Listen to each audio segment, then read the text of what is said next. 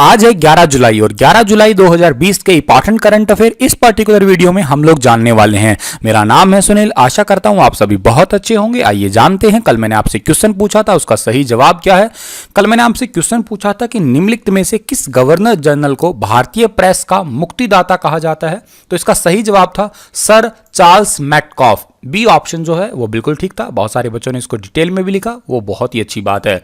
चलिए जानते हैं, आज की क्वेश्चन पढ़ते हैं। आज का पहला क्वेश्चन है कि हाल ही में दक्षिण पूर्व एशिया में खसरा और चेचक को समाप्त करने वाले पहला देश कौन सा बना है। बहुत अच्छा क्वेश्चन है और बहुत इंपॉर्टेंट क्वेश्चन भी है। दक्षिण एशिया के अंदर खसरा और चेचक को समाप्त करने वाला जो देश बना है पहला, वो एक तो श्रीलंका है और एक है मालदीव। ये दोनों ही ठीक रहेंगे, ए और बी दोनों ही ऑप्शन सही है, यानी कि सी ऑप्शन सही रहेगा। अच्छा, ये चेचक के दौरान आप लोगों ने देखा होगा, कभी आपके शायद ऐसा हुआ भी हो बचपन में कि छोटे छोटे दाने से दाने हो जाते हैं हमारे शरीर के ऊपर, बुखार आ जाता है। और चेचक बीमारी से गर्भवती जो महिलाएं होती हैं, उनके गर्भ में पल रहा बच्चा जो होता है वो अंधा भी हो जाता है, कई बार हो सकता है वो बहरा हो जाए या उसका दिमाग भी ठीक से ना रहे। ठीक है, तो ये बड़ी गंभीर बीमारी है एक प्रकार की। चलो पैदा होने के बाद में हो कोई बात नहीं है, लेकिन गर्भवती महिला अगर हो जाए और गर्भ में बच्चा है तो फिर बहुत ज़्यादा हानि होती है।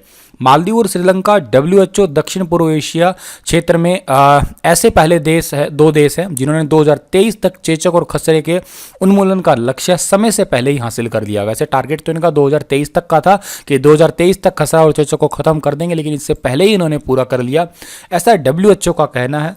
और श्रीलंका की बात हुई है, मैप में श्रीलंका आपको दिख रहा होगा। श्रीलंका की राजधानी है श्री जयवर्धन कोटेपुरे। एक राजधानी है यहाँ की कोलंबो, दो राजधानियां याद रखिएगा आप लोग। करेंसी श्रीलंका की श्रीलंका रुपया है। राष्ट्रपति गोतबया राजपक्से हैं। ये राष्ट्रपति बनने के बाद में पहली बार इंडिया के दौरे पे आए थे, ये भी आप बात याद कर सकते हैं। और प्रधानमंत्री का नाम महेंद्र राजपक्से हैं। अच्छा, जिक्र तो मालदीव का भी हुआ है, तो आपको नीचे ये मालदीव दिख रहा होगा, छोटे छोटे द्वीप से हैं ये। मालदीव की राजधानी क्या है, वो माले है। मालदीव की जो करेंसी है वो मालदीवियन रुपया है। और राष्ट्रपति का नाम क्या है, इब्राहिम मोहम्मद सोलिह है।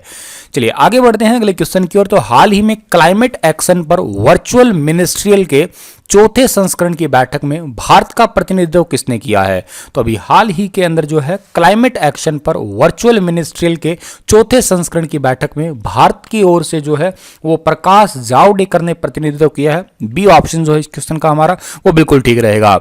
क्लाइमेट एक्शन पर वर्चुअल मिनिस्ट्रियल का चौथा संस्करण यूरोपीय संघ और चीन और कनाडा द्वारा जो है वो सह अध्यक्षता के रूप में आयोजित किया गया था। इसके अंदर भारत के हमारे केंद्रीय पर्यावरण मंत्री और केंद्रीय सूचना और प्रसारण मंत्री प्रकाश जावड़ेकर जो है उन्होंने भारत की तरफ से जो है प्रतिनिधित्व किया था, जो कि आपको फोटो में दिखाई दे रहे हैं। आगे बढ़ते हैं। तो हाल ही में करूर वैश्य बैंक ने जीवन बीमा उत्पादों की पेशकश के लिए किसके साथ में समझौता किया है।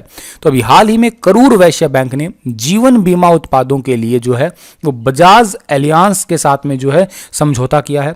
सी ऑप्शन जो है इस क्वेश्चन का हमारा ठीक है, बजाज एलियांस के साथ में समझौता किया है। तो इसके तहत होगा क्या, इसके तहत जितने भी रिटेल और ग्रुप उत्पाद है बैंकों के ग्राहकों को उपलब्ध करवाए जाएंगे वो।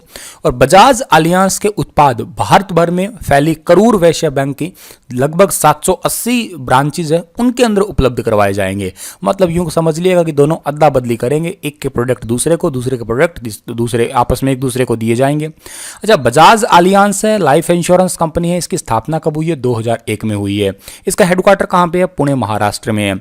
इसके एमडी मैनेजिंग डायरेक्टर और चीफ एग्जीक्यूटिव ऑफिसर का नाम है तरुण चुग। अच्छा, करूर वैश्य बैंक जो है, करूर वैश्य बैंक की स्थापना कब हुई है, 1916 में। इसका हेडक्वार्टर करूर तमिलनाडु में ही है। इसके एमडी और सीईओ का नाम PR शेषाद्री है। और अध्यक्ष कौन है इसके अध्यक्ष है NS श्रीनाथ। अच्छा, जब भी मैं कहता हूं कोई बैंक आता है तो आप उसकी टैगलाइन तो अवश्य याद रखिएगा। इसकी टैगलाइन क्या है, स्मार्ट वे टू बैंक, जरूर याद रखिएगा। आगे बढ़ते हैं हम लोग। तो हाल ही में माइक्रोसॉफ्ट ने देश के युवाओं को डिजिटल कौशल प्रदान करने के लिए, यानी कि डिजिटल स्किल देने के लिए किसके साथ समझौता किया है। तो अभी हाल ही में माइक्रोसॉफ्ट ने इंडिया के युवाओं के जो है वो डिजिटल स्किल देने के लिए NSDC के साथ में समझौता किया है। सी ऑप्शन जो है इस क्वेश्चन का हमारा बिल्कुल ठीक रहेगा। इस समझौते से होगा क्या, माइक्रोसॉफ्ट की लर्निंग टेक्निक जो है जिसको हम लोग माइक्रोसॉफ्ट लर्न कहते हैं, को ई स्किल इंडिया डिजिटल प्लेटफॉर्म के साथ में जो है मिलाया जाएगा, जो मौजूदा अर्थव्यवस्था है हमारी उसको जगाने का काम करेगा, यूं समझिएगा। और बहुत सारे बेरोजगार युवाओं को इससे रोजगार भी मिलेगा।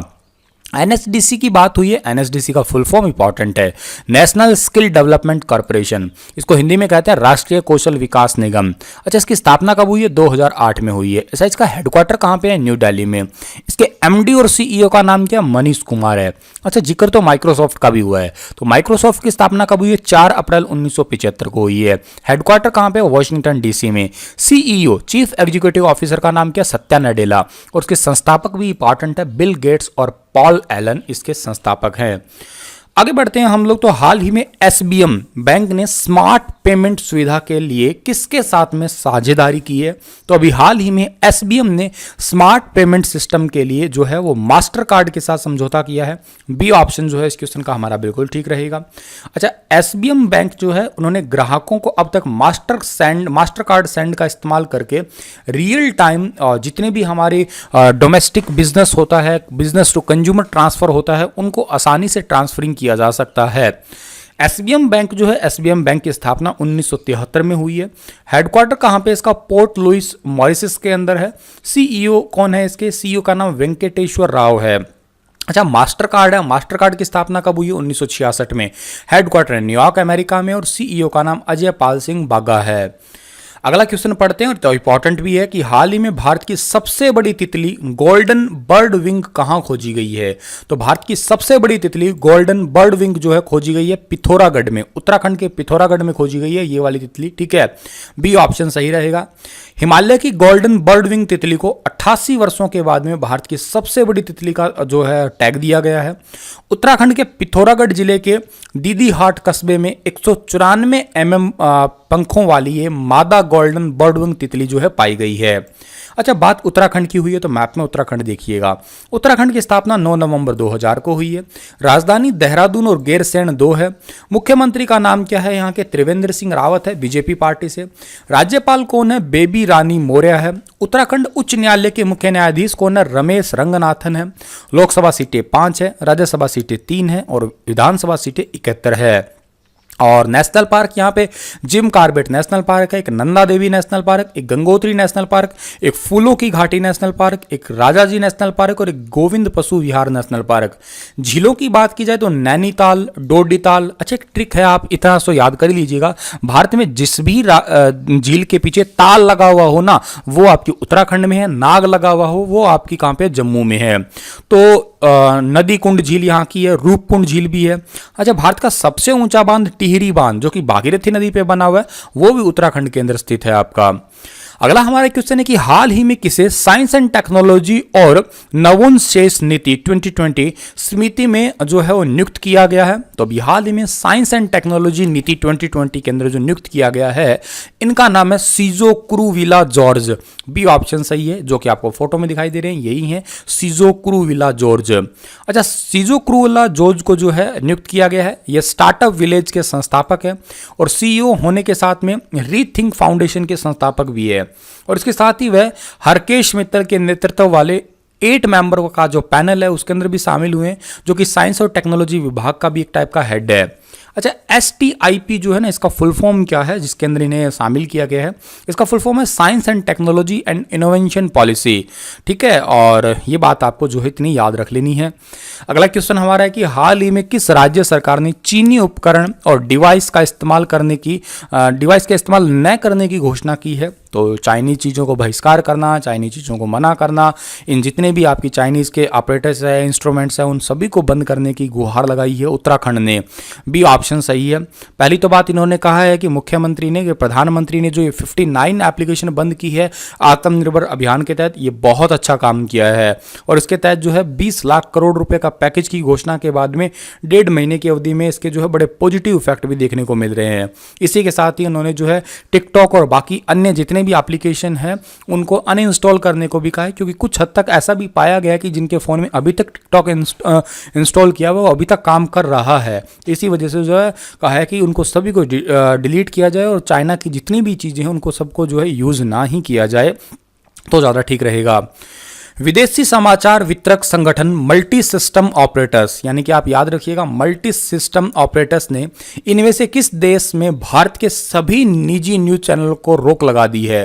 तो भारत के जितने भी प्राइवेट न्यूज चैनल हैं उन पर रोक लगा दी है। नेपाल, सी ऑप्शन जो है इस क्वेश्चन का बिल्कुल ठीक रहेगा। भारत और नेपाल के बीच में भी तनातनी चली ही रही है और उसमें केबल ऑपरेटर्स ने अपने देश में सभी भारतीय निजी न्यूज चैनलों पर प्रतिबंध लगा दिया है। हालांकि इसके प्रतिबंध से दूरदर्शन को बाहर रखा गया है, दूरदर्शन इस पे चलता रहेगा। भारत और नेपाल को लेकर तनाव जारी है।